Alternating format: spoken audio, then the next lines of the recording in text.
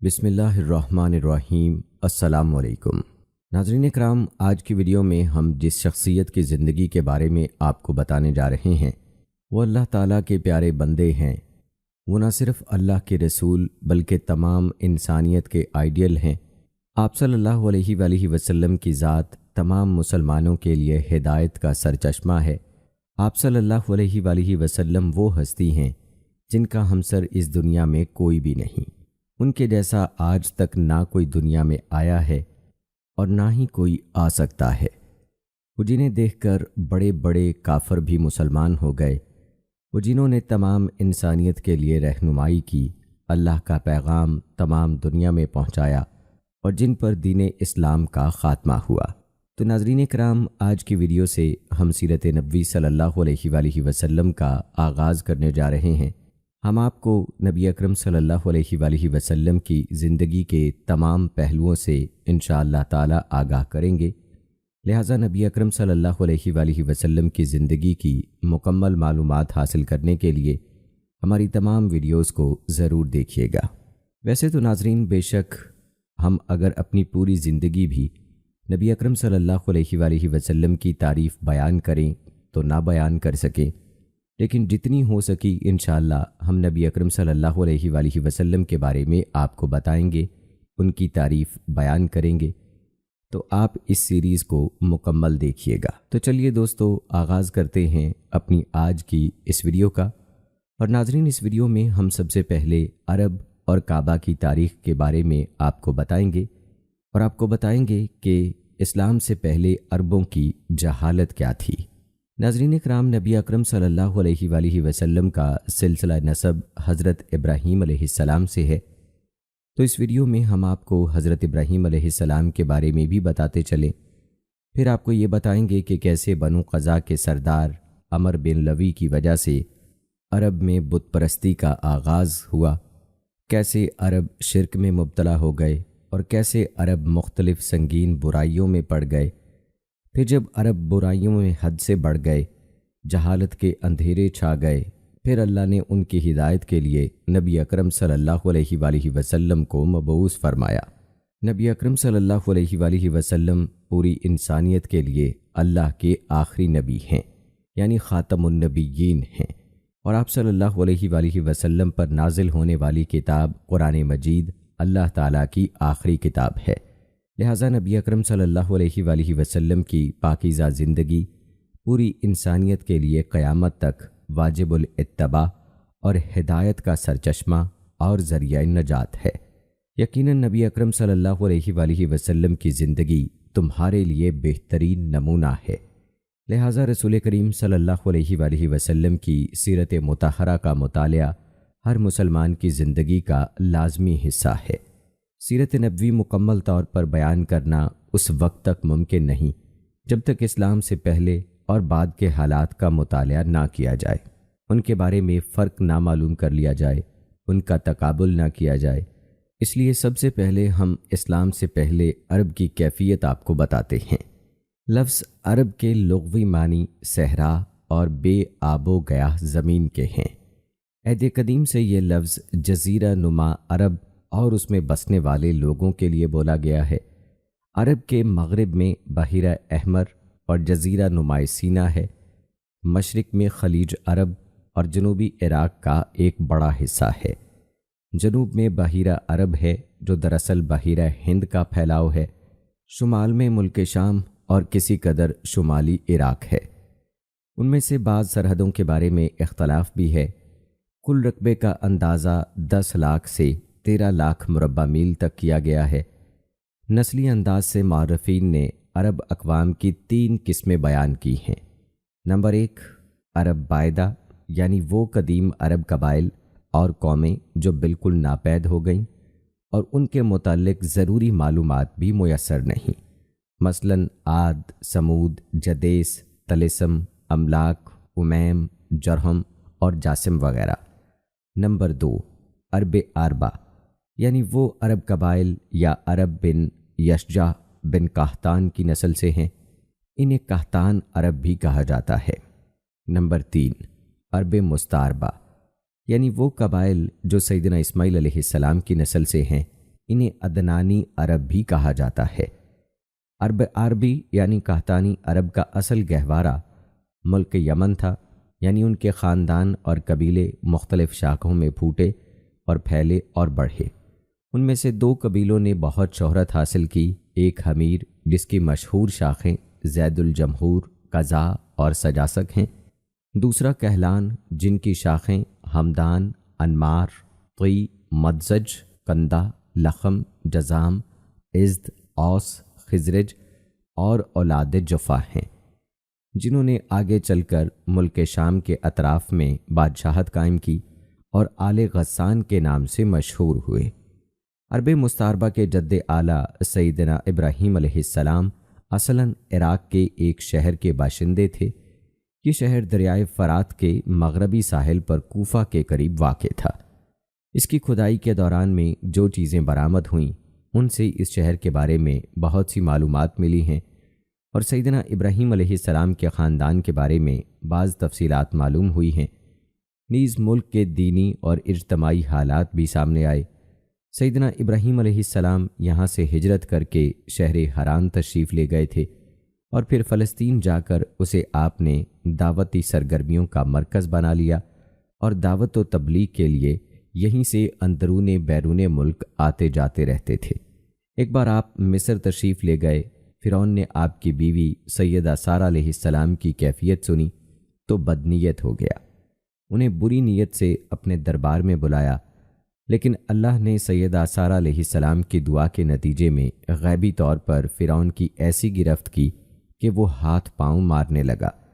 اس کی نیت بد اس کے منہ پر مار دی گئی، اور وہ اس حادثے کی نوعیت سے سمجھ گیا کہ سیدہ سارہ علیہ السلام اللہ کی نہایت خاص اور مقرب بندی ہیں۔ وہ ان کے اس وصف سے اس قدر متاثر ہوا کہ اپنی بیٹی ہاجرہ کو ان کی خدمت میں دے دیا۔ پھر سیدہ سارہ نے سیدہ ہاجرہ کو سیدنا ابراہیم علیہ السلام کی زوجیت میں دے دیا۔ سیدنا ابراہیم علیہ السلام ان دونوں کو لے کر فلسطین واپس تشریف لائے۔ پھر اللہ تعالیٰ نے سیدہ ہاجرہ کے بطن سے ابراہیم علیہ السلام کو ایک فرزند اسماعیل علیہ السلام عطا فرمایا۔ سیدہ سارہ بے اولاد تھیں، اس لیے انہیں بہت غیرت آئی، اور انہوں نے ابراہیم علیہ السلام کو مجبور کیا کہ وہ سیدہ ہاجرہ اور ان کے نوزائیدہ بچے کے سمیت جلا وطن کر دیں۔ حالات نے ایسا رخ اختیار کیا کہ انہیں سیدہ سارہ کی بات ماننی پڑی، اور وہ حضرت ہاجرہ اور اسماعیل علیہ السلام کو لے کر حجاز تشریف لے گئے۔ وہاں انہیں ایک بے آب و گیاہ وادی میں اتار دیا، اسی جگہ آج بیت اللہ ہے۔ اس وقت نہیں تھا، صرف ٹیلوں کی طرح ابری ہوئی زمین تھی، سیلاب آتا تو دائیں بائیں سے کترا کر نکل جاتا تھا۔ وہیں مسجد حرام کے بالائی حصے میں زمزم کے پاس ایک بہت بڑا درخت تھا، آپ نے ان دونوں کو اسی درخت کے پاس چھوڑا تھا۔ اس وقت مکے میں نہ پانی تھا نہ انسان، اس لیے سیدنا ابراہیم علیہ السلام نے ایک توشے میں چند کھجوریں اور ایک مشکیزے میں پانی رکھا۔ اس کے بعد فلسطین واپس چلے گئے۔ ادھر چند ہی دن میں کھجوریں اور پانی ختم ہو گیا، سخت مشکل پیش آئی، مگر اس مشکل وقت میں اللہ کے فضل سے زمزم کا چشمہ پھوٹ پڑا اور ان کے لیے خوراک کا سامان بن گیا۔ اسماعیل علیہ السلام جب جوان ہوئے تو جرہم قبیلے سے عربی سیکھی۔ یہ قبیلہ وہاں پانی دیکھ کر آباد ہو گیا تھا۔ اس قبیلے کے لوگ انہیں پسند کرنے لگے تو اپنے خاندان کی ایک خاتون سے ان کی شادی کر دی۔ اس دوران میں سیدہ ہاجرہ علیہ السلام کا انتقال ہو گیا۔ ادھر سیدنا ابراہیم علیہ السلام کو خیال آیا کہ اپنا ترکہ دیکھنا چاہیے، چنانچہ وہ مکہ مکرمہ تشریف لے گئے، لیکن سیدنا اسماعیل علیہ السلام سے ملاقات نہ ہوئی۔ بہو سے حالات دریافت کیے، اس نے تنگ دستی کی شکایت کی کہ آپ نے وصیت کی کہ اسماعیل آئیں تو کہنا کہ اپنے دروازے کی چوکھٹ بدل دیں۔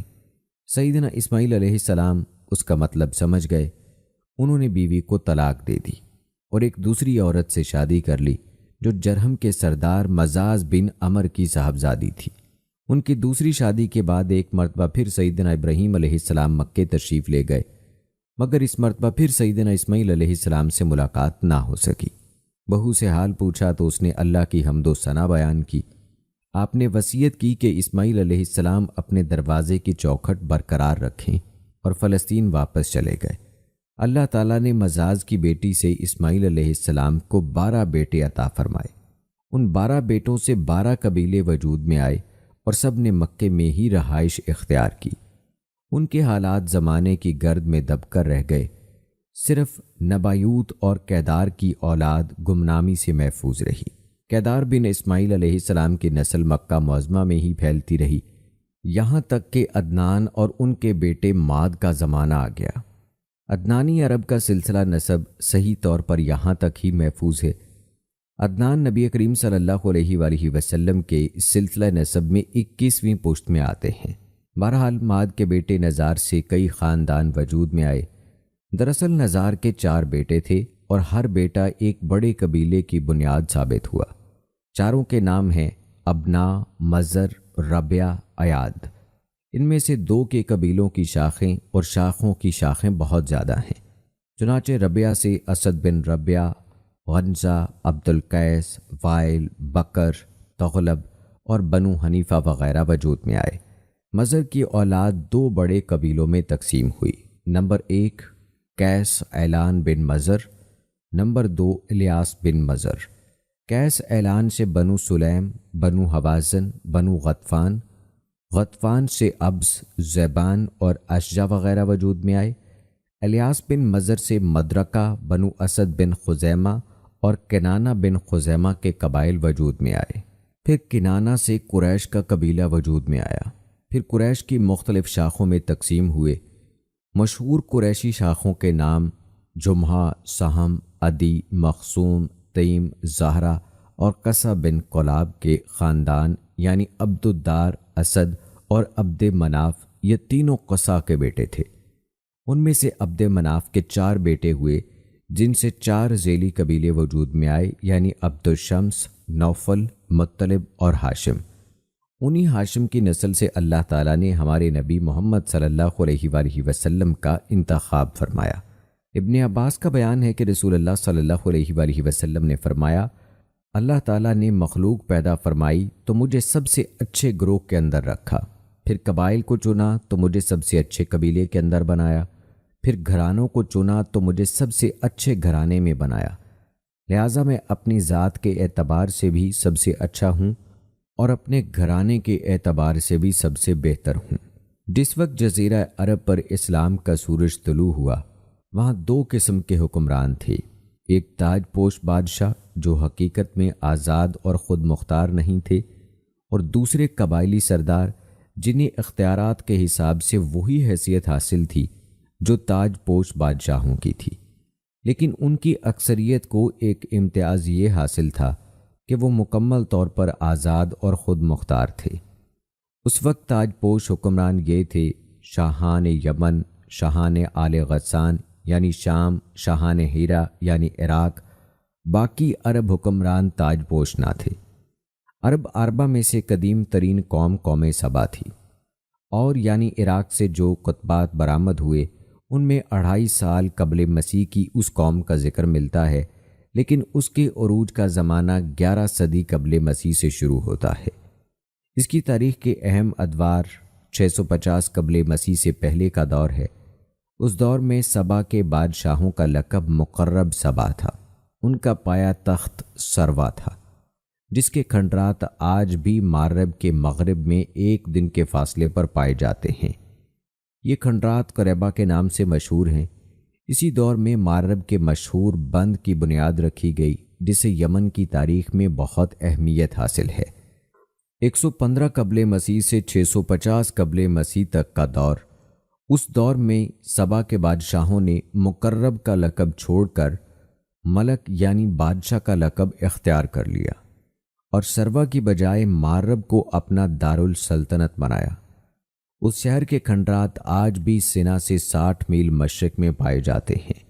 115 قبل مسیح سے 300 عیسوی تک کا دور، اس دور میں سبا کی مملکت پر قبیلہ حمیر کو غلبہ حاصل رہا اور اس نے مغرب کی بجائے ریدان کو اپنا پایہ تخت بنایا۔ پھر ریدان کا نام ظفار پڑ گیا، جس کے کھنڈرات آج بھی شہر پریم کے قریب دائرہ نما پہاڑی پر پائے جاتے ہیں۔ اسی دور میں قوم سبا کا زوال شروع ہوا۔ 300 عیسوی سے آغاز اسلام تک کا دور، اس دور میں یمن کے اندر مسلسل اضطراب اور انتشار برپا رہا۔ انقلاب آئے، خانہ جنگیاں ہوئیں اور بیرونی قوموں کو مداخلت کے موقع ہاتھ آئے، یہاں تک کہ ایک وقت ایسا بھی آیا کہ یمن کی آزادی سلب ہو گئی۔ چنانچہ اسی دور میں رومیوں نے عدن پر فوجی قبضہ کیا اور ان کی مدد سے حبشیوں نے حمیر اور ہمدان کی آپس کی کشمکش سے فائدہ اٹھایا اور 340 عیسوی میں پہلی بار یمن پر قبضہ کیا۔ یہ قبضہ 378 عیسوی تک برقرار رہا۔ اس کے بعد یمن کی آزادی تو بحال ہو گئی، لیکن مغرب کے مشہور بند میں رخنا پڑنے شروع ہو گئے، یہاں تک کہ 450 عیسوی یا 451 عیسوی میں بند ٹوٹ گیا اور وہ عظیم سیلاب آیا جس کا ذکر قرآن مجید کی سورہ سبا میں سیل ارم کے نام سے کیا گیا ہے۔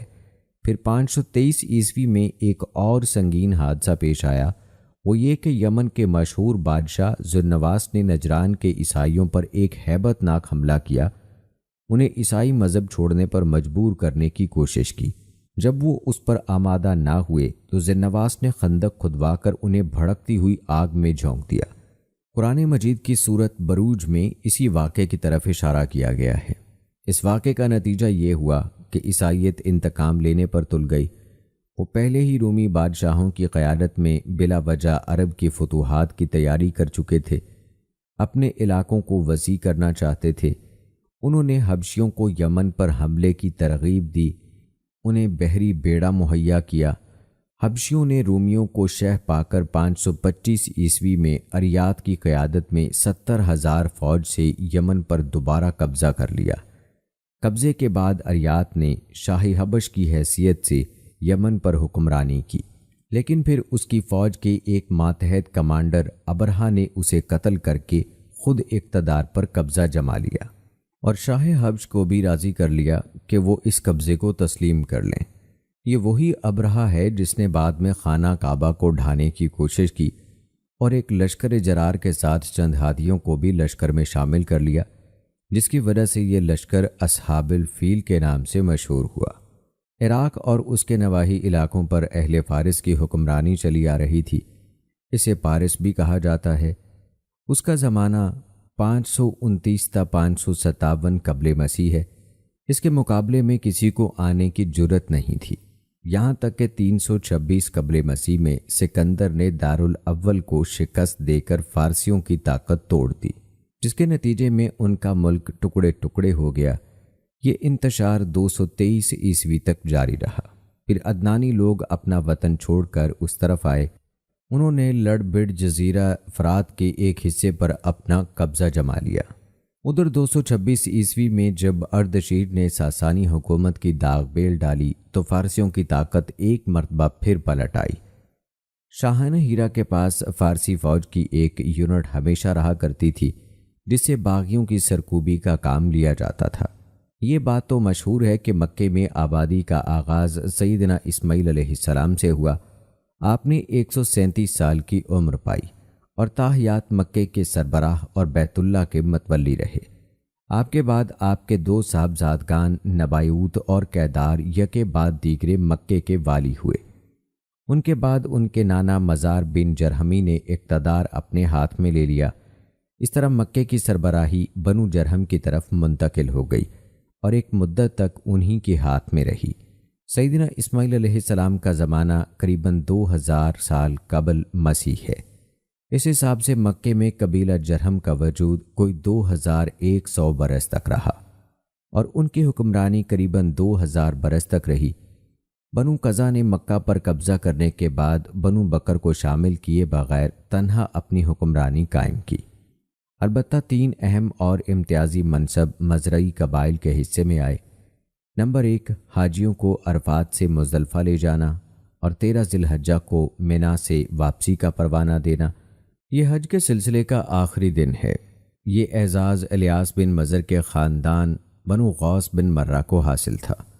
نمبر 2، 10 ذی الحج کی صبح کو مزدلفہ سے منا تک روانگی، یہ اعزاز بنو عدوان کو حاصل تھا۔ نمبر 3، حرام مہینوں کو آگے پیچھے کرنا، یہ اعزاز بنو کنانہ کی ایک شاخ بنو تمیم بن عدی کو حاصل تھا۔ مکہ مکرمہ پر بنو قزا کا اقتدار کوئی 300 برس تک رہا یہی زمانہ تھا جب عدنانی قبائل مکے اور حجاز سے نکل کر نجف، عراق اور بحرین وغیرہ میں پھیلے اور مکے کے اطراف میں قریش کی صرف چند شاخیں قائم رہیں، مگر مکے کی حکومت اور بیت اللہ کی تولیت میں ان کا کوئی حصہ نہ تھا۔ یہاں تک کہ قصہ بن کلاب کا دور آیا۔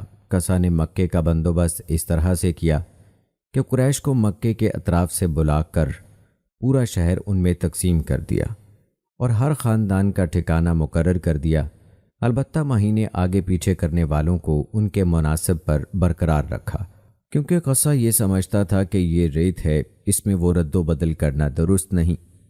قصہ کا یہ کارنامہ یہ بھی ہے کہ اس نے حرم کعبہ کے شمال میں دارالندوہ تعمیر کیا۔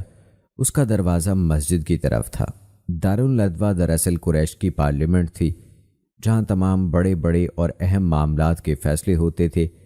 قریش پر دارالندوہ کے بہت احسانات ہیں، کیونکہ یہ ان کے اتحاد کا ضامن تھا اور یہی ان کے الجھے ہوئے مسائل احسن طریقے سے حل ہوتے تھے۔ قصہ کی عظمت اور سربراہی کے کئی مرتبے حاصل تھے۔ نمبر 1، دارالندوہ کی صدارت، جہاں بڑے بڑے معاملات کے فیصلے ہوتے تھے اور جہاں یہ لوگ اپنی بیٹیوں کی شادیاں بھی کرتے تھے۔ نمبر 2، جنگ کا پرچم بھی اسی کے ہاتھوں باندھا جاتا تھا۔ نمبر 3، خانہ کعبہ کی پاسبانی۔ اس کا مطلب یہ ہے کہ خانہ کعبہ کا دروازہ قصہ ہی کھولتا تھا۔ خانہ کعبہ کی خدمت اسی کے ذمے تھی، چابی بردار بھی وہی تھا۔ نمبر 4، سقایا یعنی پانی پلانا۔ اس کی صورت کچھ یوں تھی کہ حوض میں حاجیوں کے لیے پانی بھر دیا جاتا تھا اور اس میں کچھ کھجور اور کشمش ڈال کر اسے شیریں بنایا جاتا تھا۔ حجاج جب مکے آتے تھے تو اسے پیتے تھے۔ نمبر 5، رفادہ یعنی حاجیوں کی میزبانی۔ حاجیوں کے لیے بطور ضیافت کھانا تیار کیا جاتا تھا۔ اس مقصد کے لیے قصہ نے قریش پر کچھ رقم مقرر کر رکھی تھی۔ یہ رقم حج کے موسم میں اس کے پاس جمع ہو جاتی تھی۔ وہ اس رقم سے حاجیوں کے لیے کھانا تیار کرواتا تھا۔ جو لوگ تنگ دست ہوتے یا جن کے پاس توشہ نہ ہوتا وہ یہی کھانا کھاتے تھے۔ ان کے علاوہ کچھ اور عہدے بھی تھے جنہیں قریش نے آپس میں تقسیم کر رکھا تھا۔ ان کی تفصیل یہ ہے۔ نمبر 1، فال گیری، قسمت کا حال معلوم کرنے کے لیے بتوں کے پاس جو تیر رکھے رہتے تھے ان کی تولیت۔ یہ منصب بنو جمع کو حاصل تھا۔ نمبر 2، مالیات کا نصب یعنی بتوں کا قرب حاصل کرنے کے لیے جو نذرانے اور قربانیاں پیش کی جاتی ان کا انتظام کرنا۔ جھگڑوں اور مقدمات کا فیصلہ کرنا، یہ کام بنو سہم کو سونپا گیا۔ نمبر 3، اشناق یعنی جرمانوں کا نصب۔ اس منصب پر بنو تیم فائز تھے۔ نمبر 4، قومی پرچم اٹھانا، یہ بنو امیہ کا کام تھا۔ نمبر 5، فوجی کیمپ کا انتظام، یہ کام بنو مخزوم کے حصے میں آیا تھا۔ نمبر 6، سفارت، یہ کام بنو عدی کا تھا۔ قبائل میں سردار کو وہی اختیارات حاصل تھے جو کسی بادشاہ کو حاصل ہوتے ہیں، حتیٰ کہ بعض کرداروں کا یہ حال تھا کہ اگر کبھی وہ بگڑ جاتے تھے تو ہزاروں تلواریں بے نیام ہو جاتی تھیں، اور وہ یہ بھی نہیں پوچھتے تھے کہ سردار کے غصے کا سبب کیا ہے۔ جزیرہ عرب کے 3 سرحدی علاقے تھے۔ یہ تینوں غیر ممالک کے پڑوس میں تھے۔ ان کی سیاسی حالت سخت پریشان کن تھی۔ وہاں انتشار کی کیفیت تھی۔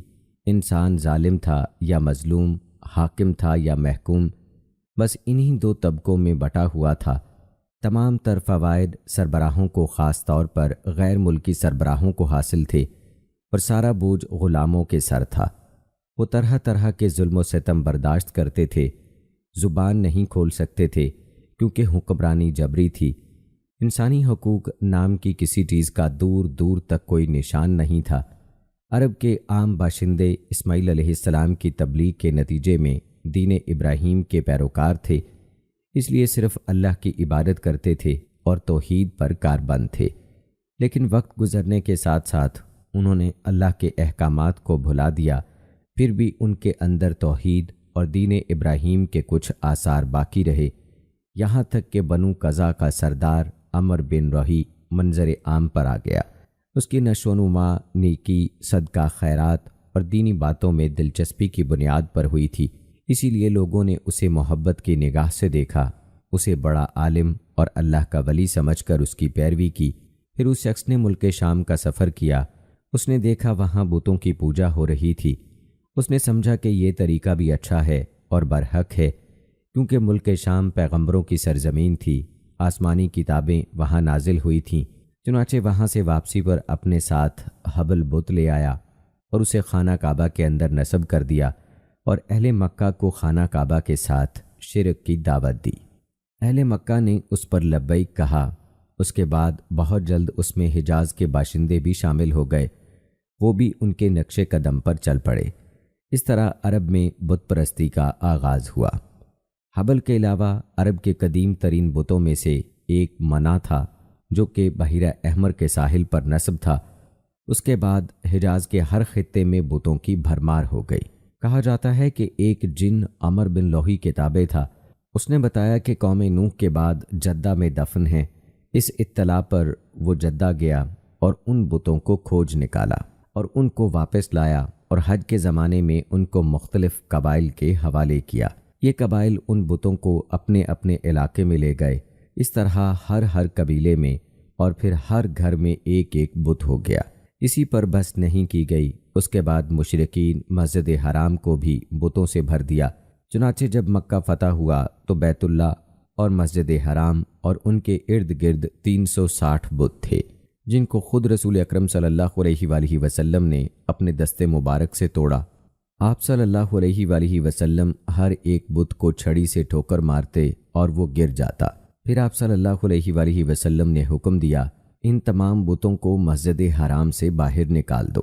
چنانچہ ان سارے بتوں کو مسجد حرام سے نکال کر جلا دیا گیا۔ اہل جاہلیت یہ سمجھتے تھے کہ بتوں کی پوجا دین ابراہیمی میں تبدیلی نہیں بلکہ بدعت حسنہ ہے۔ ان میں بت پرستی کی کیا کیا رسم رائج تھیں، چند ایک یہ ہیں، جیسے کہ اس دور کے جاہل مشرک بتوں کے پاس مجاہد بن کر بیٹھتے تھے، ان کی پناہ ڈھونڈتے تھے، انہیں زور زور سے پکارتے تھے، حاجت روائی اور مشکل کشائی کے لیے ان کو پکارتے تھے اور سمجھتے تھے کہ وہ اللہ سے سفارش کر کے ان کی مشکل حل کروا دیں گے۔ وہ بتوں کا حج اور طواف کرتے تھے، ان کے سامنے عجز و نیاز سے پیش آتے تھے اور انہیں سجدہ کرتے تھے۔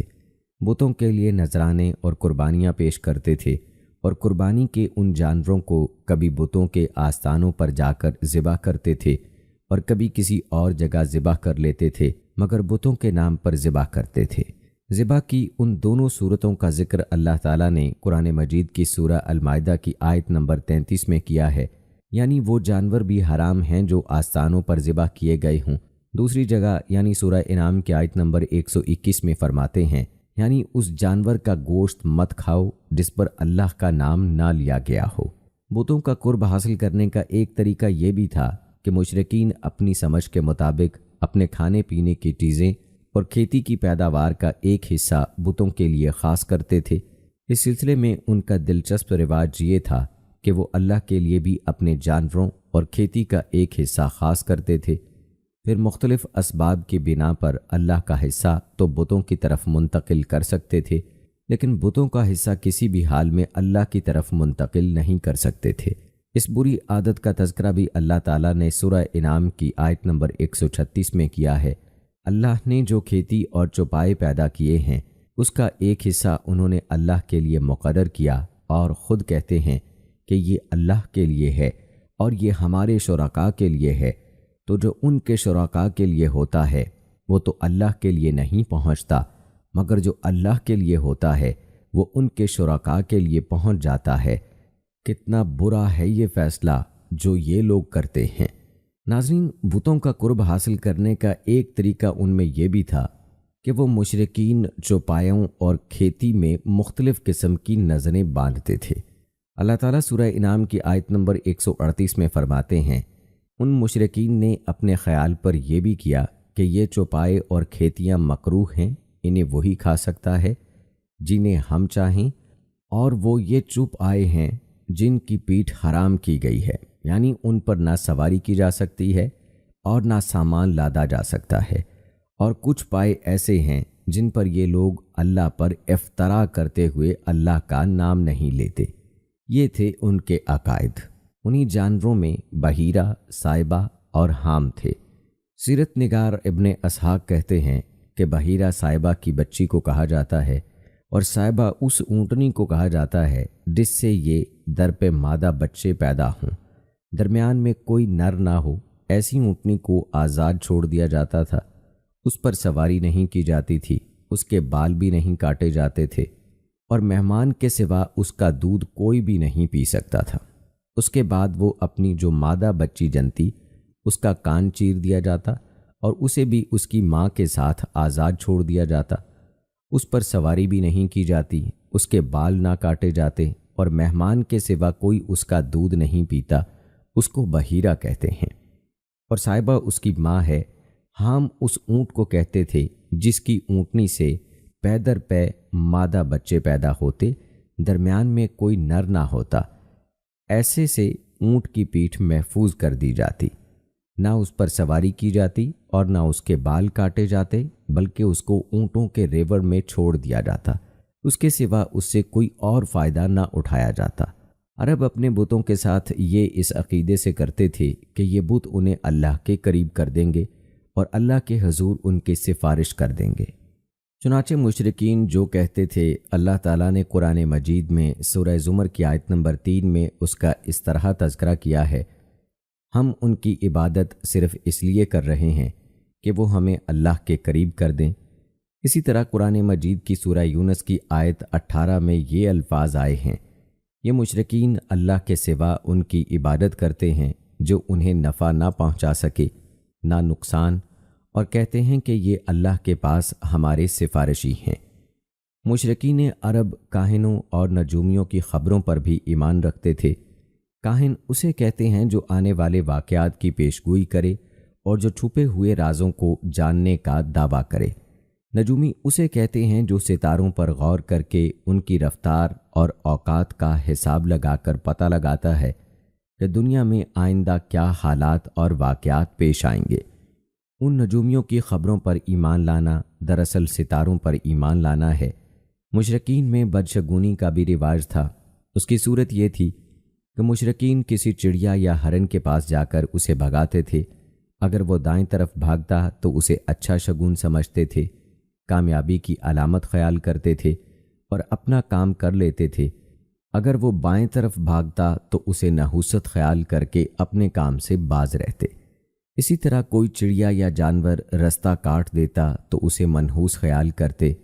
اسی سے ملتی جلتی ایک حرکت یہ تھی کہ مشرکین خرگوش کے ٹخنے کی ہڈی لٹکاتے تھے اور بعض دنوں، بعض مہینوں، بعض جانوروں، بعض عورتوں کو منحوس جانتے تھے۔ آج کے دور میں بھی ایسی باتیں سننے میں آتی ہیں، کالی بلی راستہ کاٹ گئی، اللہ خیر کرے وغیرہ۔ قریش کی ایک بدعت یہ تھی کہ وہ کہتے تھے کہ ہم سیدنا ابراہیم علیہ السلام کی اولاد ہیں، حرم کے پاسبان، بیت اللہ کے والی اور مکے کے باشندے ہیں، کوئی شخص ہمارا ہم مرتبہ نہیں اور نہ کسی کے حقوق ہمارے حقوق کے برابر ہیں۔ اسی لیے یہ لوگ اپنا نام ہنس یعنی بہادر رکھتے تھے، لہٰذا ہمارے شایان شان نہیں کہ ہم حدود حرم سے باہر جائیں۔ چنانچہ حج کے دوران یہ لوگ عرفات نہیں جاتے تھے، بلکہ مزدلفہ میں ہی ٹھہر کر وہیں سے افاضہ کر لیتے تھے۔ اللہ تعالیٰ نے اس بدعت کی اصلاح کرتے ہوئے سورہ بقرہ کی آیت نمبر 199 میں فرمایا، یعنی تم لوگ بھی وہیں سے افاضہ کرو جہاں سے سارے لوگ افاضہ کرتے ہیں۔ ان کی ایک بدعت یہ بھی تھی کہ وہ بیرون حرم کے باشندوں کو حکم دے رکھا تھا کہ وہ حرم میں آنے کے بعد پہلا طواف ہنس سے حاصل کیے گئے کپڑوں میں ہی کریں۔ چنانچہ اگر ان کا کپڑا دستیاب نہ ہوتا تو مرد ننگے طواف کرتے اور عورتیں اپنے سارے کپڑے اتار کر ایک چھوٹے سے کرتے میں طواف کرتیں۔ اللہ تعالیٰ نے ان خرافات کے خاتمے کے لیے سورہ اعراف کی آیت نمبر 31 میں فرمایا، یعنی اے آدم کے بیٹو، ہر مسجد کے سامنے اپنی زینت اختیار کرو۔ یہ دین یعنی شرک و بت پرستی اور توہمات اور خرافات پر مبنی عقیدے والا دین عام اہل عرب کا دین تھا۔ اس کے علاوہ جزیرہ عرب کے مختلف اطراف میں یہودیت، مسیحیت اور مجوسیت نے قدم جما لیے تھے۔ جزیرہ عرب میں یہودیت کا دور اس وقت سے شروع ہوتا ہے جب فلسطین میں بابل اور آشور کی حکومت کی فتوحات کی وجہ سے یہودیوں کو اپنا وطن چھوڑنا پڑا۔ اس حکومت کی سخت گیری کے ہاتھوں یہودی بستیوں کی تباہی اور ویرانی، ان کے کل کی بربادی اور ان کی اکثریت کی ملک بابل سے جلا وطنی کا نتیجہ یہ ہوا کہ یہود کی ایک جماعت فلسطین چھوڑ کر حجاز کے شمال میں آبسی اور یثرب اور خیبر میں آباد ہو کر یہاں باقاعدہ اپنی بستیاں بسا لیں، قلعے تعمیر کر لیے اور گڑیاں بنا لیں۔ وطن چھوڑ کر آنے والے ان یہود کے ذریعے عرب باشندوں میں کس قدر یہود کا بھی رواج ہوا، اور اسلام کے ظہور سے پہلے اس کو بھی ایک اچھی بھلی حیثیت حاصل ہو گئی۔ اسلام کے ظہور کے وقت مشہور یہود قبائل جو ہیں ان میں خیبر، نذیر، مستلق، قریظہ اور کینکا یہ تھے۔ جہاں تک عیسائی مذہب کا تعلق ہے، عرب میں اس کی آمد حبشی اور رومی قبضہ گیروں اور روم فاتحین کے ذریعے ہوئی۔ یمن پر حبشیوں کا قبضہ پہلی بار 340 عیسوی میں ہوا اور 378 عیسوی تک برقرار رہا۔ اس دوران یمن میں مسیحی مشن کام کرتا رہا۔ تقریباً اسی زمانے میں ایک متقی اور پرہیزگار شخص نجران پہنچا اور وہاں کے باشندوں میں عیسائی مذہب کی تبلیغ کی۔ نجران کے لوگوں کو اس کے دین میں کچھ ایسی سچی علامات نظر آئیں کہ وہ عیسائی ہو گئے۔ جہاں تک مجوسیت کا تعلق ہے تو اسے زیادہ تر اہل فارس کے ہمسایہ عربوں میں فروغ حاصل ہوا، مثلاً عراق، عرب، بحرین اور خلیج عرب کے ساحلی علاقوں میں۔ ان کے علاوہ یمن میں فارسی قبضے کے دوران وہاں بھی اکا دکا افراد نے مجوسیت قبول کی۔ عرب کے باقی دینوں کو ماننے والوں کا حال بھی مشرکین جیسا تھا، کیونکہ ان کے دل بھی یکساں تھے، عقائد ایک سے تھے اور رسم و رواج میں ہم آہنگی تھی۔ عرب آبادی مختلف طبقات میں بٹی ہوئی تھی، ہر طبقے کے حالات ایک دوسرے سے بہت زیادہ مختلف تھے۔ چنانچہ معزز طبقے میں عورت اور مرد کا تعلق خاصا ترقی یافتہ تھا۔ عورت کو بہت خود مختاری حاصل تھی، اس کی بات مانی جاتی تھی، اس کی اس قدر حفاظت اور احترام کیا جاتا کہ اس کے خاطر تلواریں سونت دی جاتی، خون ریزی ہو جاتی تھی۔ آدمی جب اپنی شجاعت اور بہادری پر بات کرنا چاہتا، اپنی تعریف کرنا چاہتا تو عمومی عورت ہی کو مخاطب کرتا۔ شجاعت اور سخاوت کو ان کے درمیان بہت بڑا درجہ حاصل تھا۔ اکثر اوقات ان میں صلح کے لیے عورت ہی اہم کردار ادا کرتی تھی۔ وہ چاہتی تو قبائل کو صلح کے لیے آمادہ کر لیتی تھی اور چاہتی تو قبائل کے درمیان جنگ کی آگ بھڑکا دیتی تھی، لیکن ان تمام باتوں کے باوجود خاندان کا سربراہ مرد ہی کو مانا جاتا تھا اور اس کی بات فیصلہ کن ہوتی تھی۔ اس طبقے میں مرد اور عورت کا تعلق عقد نکاح سے ہوتا تھا۔ یہ نکاح عورت کے ولیوں کی نگرانی میں طے پاتا تھا۔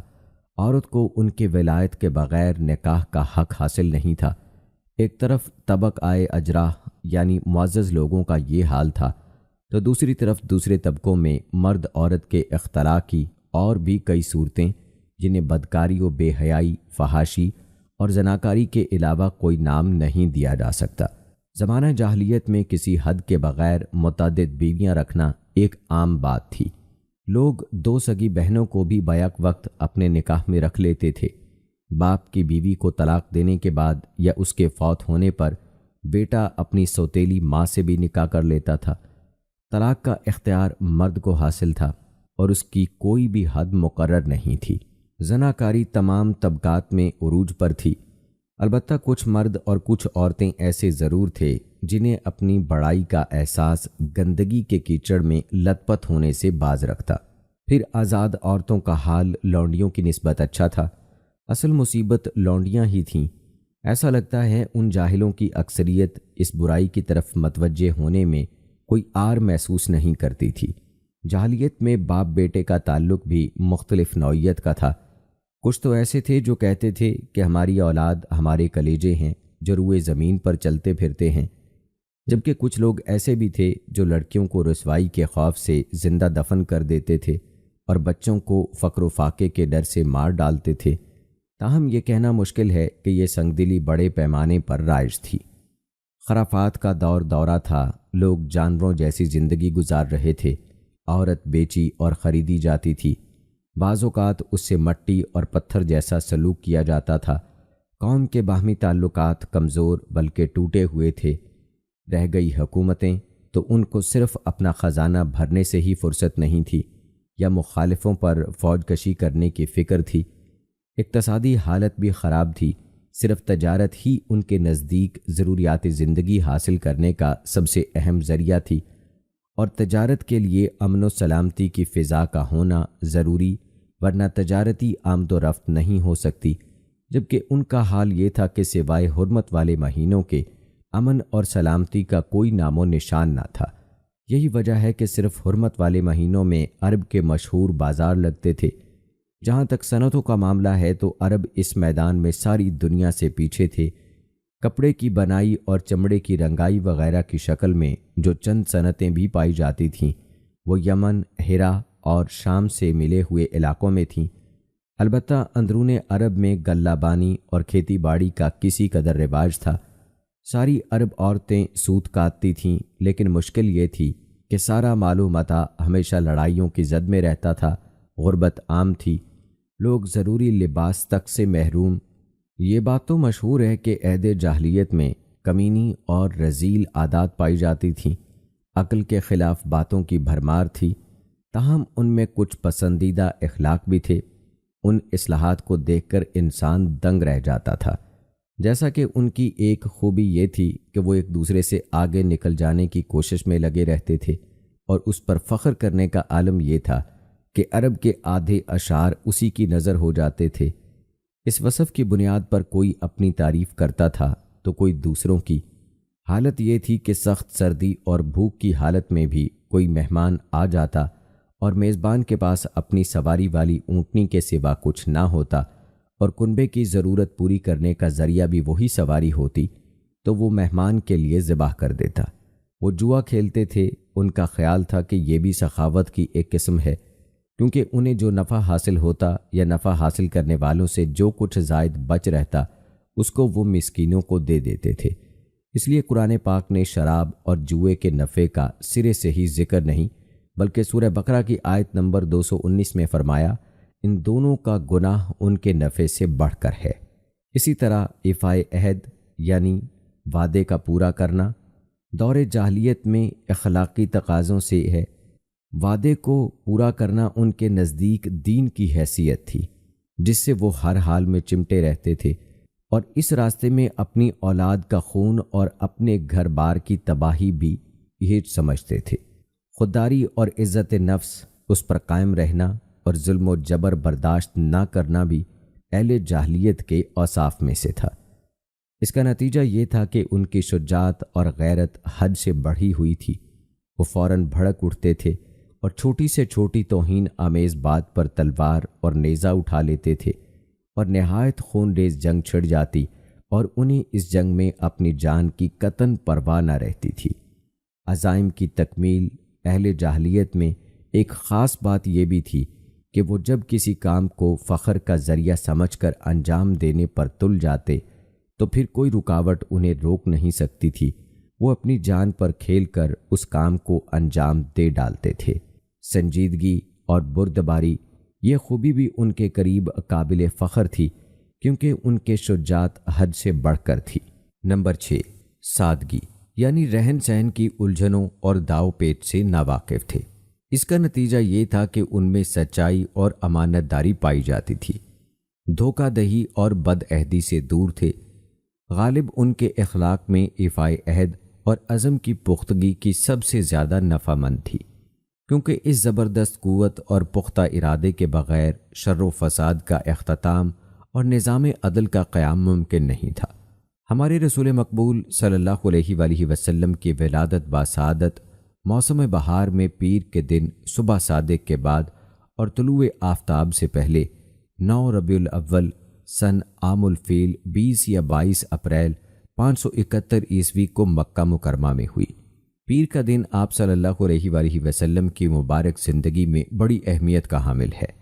سیدنا ابن عباس رضی اللہ تعالی عنہ فرماتے ہیں، آپ صلی اللہ علیہ وآلہ وسلم پیر کے دن پیدا ہوئے، پیر کے دن ہی آپ کو نبوت سے سرفراز فرمایا گیا، پیر کو مکہ سے مدینہ ہجرت کرنے کے لیے نکلے اور پیر ہی کو آپ مدینہ منورہ تشریف لائے، اور پیر ہی کے دن آپ نے اس دار فانی کو خیر باد کہا۔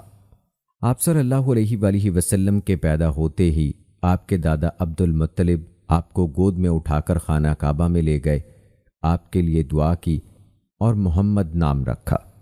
پوتے کی پیدائش کی خوشی میں 7ویں دن اپنے قبیلے کی دعوت کی۔ لوگوں نے آپ کے دادا سے پوچھا کہ نومولود کا نام دوسرے لوگوں جیسا کیوں نہیں رکھا؟ انہوں نے جواب دیا، میں چاہتا ہوں کہ میرے پوتے پر اس نام کا اثر پڑے اور میرا پوتا تعریف و توثیق حاصل کرے۔ آپ کی والدہ نے آپ کا نام احمد رکھا۔ قرآن مجید میں سورہ انبیاء کی آیت نمبر 107 میں اللہ تعالیٰ نے آپ کو رحمت للعالمین کہا ہے۔ ہم نے آپ کو تمام جہانوں کے لیے رحمت بنا کر بھیجا ہے۔ آپ کا نسب نامہ اس طرح ہے: محمد بن عبداللہ بن عبد المطلب بن ہاشم بن عبد مناف بن قصہ بن کلاب بن مرہ بن کعب بن لوی بن غالب بن فہر بن مالک بن نضر بن کنانہ بن خزیمہ بن مدرقہ بن الیاس بن مزر بن نزار بن معاذ بن عدنان۔ اس بات پر سب کا اتفاق ہے کہ عدنان سیدنا اسماعیل علیہ السلام کی نسل سے ہیں، لیکن دونوں کے درمیان کتنی پشتیں ہیں اور ان کے نام کیا ہیں، اس میں بہت اختلاف پایا جاتا ہے۔ آپ صلی اللہ علیہ وآلہ وسلم کی والدہ کا نام سیدہ آمنہ تھا۔ سیدہ آمنہ کے والد وہب بن عبد مناف بن کلاب ہیں۔ یہ وہی کلاب ہیں جو والد کی طرف سے بھی نبی کریم صلی اللہ علیہ وآلہ وسلم کے نسب نامے میں آتے ہیں۔